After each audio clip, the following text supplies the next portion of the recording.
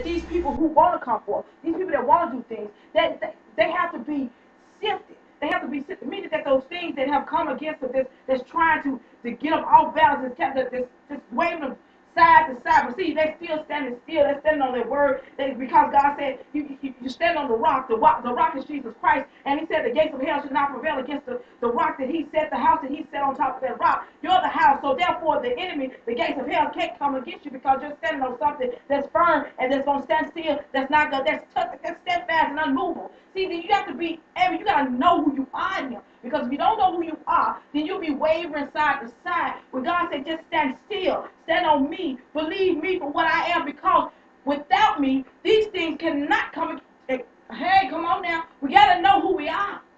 The enemy going to come in different disguises, in different characters. Some people come just to destroy your character and your integrity.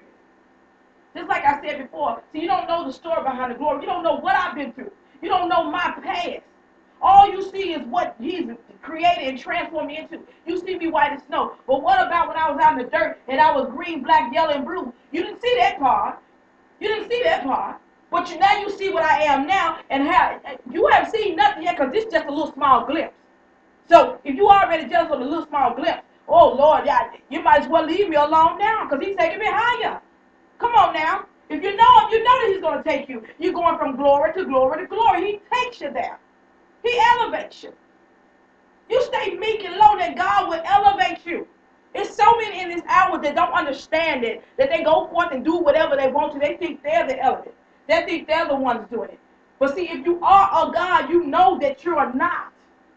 There's so many, I've seen so many mega churches and so many mega ministries. People have gotten a big head because they've grown their ministry. But to me, here's one thing. What kind of fruit do you have in your house? Come on now. You waver, they waver too. Time out for all that. I want some people who can get on their face and get a prayer through. Not those that's pitter-pat playing, want to be in the pulpit and want to be seen.